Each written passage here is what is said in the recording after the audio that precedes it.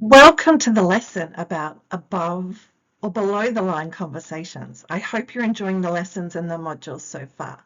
I'm Mel Barlow and I'm back for another lesson about having above or below the line conversations. So what does that mean? Well, fundamentally, we want to have conversations in our workplace that, and create an environment where people are willing to speak up, like name issues directly, where transparent communication occurs, where we can share personal views and perspectives respectfully and work towards mutually beneficial resolutions. So such communication practices are essential in creating a culture of trust and continuous improvement and shared responsibility within the workplace. And we know this work through psychological safety and the work of Amy Edmondson and others. So when we're talking about above and below the line, these below the line conversations, well, they're interesting, but they're not overly helpful. So these are kind of reactive, defensive, or undermining forms of communication. They often involve blame, deflection, defensiveness, focusing on fault or who is right, not what is right for the situation, and not being really interested in finding solutions or resolution. They're often closed and resistant conversations, dismissing input from others, refusing to engage or listen to other people's perspectives. So it brings it back to I'm right, you're wrong, not about what is right for the situation.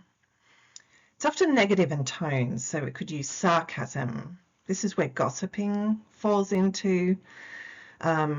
Criticism that's not constructive and was without action or solutions. It often holds it like a victim mindset or mentality, like this is happening to me, rather than what can I do to fix it. So it's that kind of closed versus open growth mindset perspective. And withholding. So I might avoid speaking up, I might talk around the issue, I might silently disengage. And so, gossiping is a really good one here because it's often interesting, but it's focused on drama, and drama perpetuates drama. So we want to stop that in the workplace. So how do we do that? Well, we kind of focus on having above the line conversations, and these are constructive, accountable, and open forms of communication. These are the ones that contribute and start establishing and maintaining psychological safety. So they're often solution focused. So we want to move things forward. So if you've done our safety negotiation or reframing safety course, we talk about coming to a resolution or understanding a way forward, and not just dwelling in blame. Have curious and open conversations. So we're more curious than certain. We're asking questions. We're actively listening, so that listening to understand and exploring perspectives. They're respectful conversations. So we use language that builds trust and acknowledges others' contributions. So thank you for speaking up. That mustn't have been easy. And they're accountable. So we're taking ownership. So we're not attributing blame. We're taking ownership for our own role in a particular situation. And they're transparent. So we're willing to name issues respectfully. We're willing to share our perspectives and our thinking, and work towards a resolution. So psychological safety is the ability and willingness of the team to share their thinking, to speak up, to give and receive feedback. And so for that to occur, we need to consistently have above the line conversations.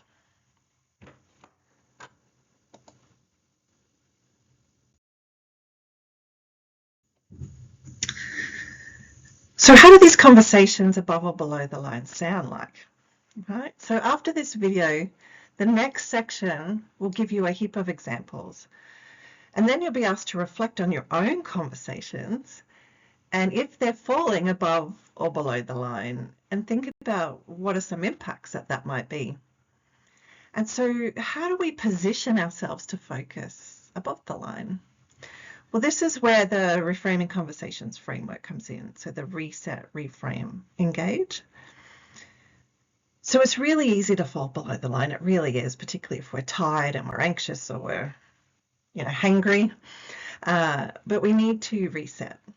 So we need to pause and we need to take a breath, right? Give ourselves permission to pause. In that moment, then we also need to reframe our thinking. So we need to attribute positive intent of others to make sure that we are more curious than certain. And attributing positive intent might be, I know they're thinking about patient safety if they're speaking up to me, or I know it's because they've got my back and I know they don't want me to get hurt. So you're attributing positive intent to the motivation behind their communication. For those who are familiar with the basic assumption, to reframe, you might pick up the basic assumption and hold that of the other person. So these conversations, when you attribute positive intent, become more collaborative than adversarial. And that's really fundamentally what we're aiming to achieve. So above and below the line, go have a look at some examples and do the reflection and think about next time you're having conversations. Where do you think that conversation is? Is it above or is it below?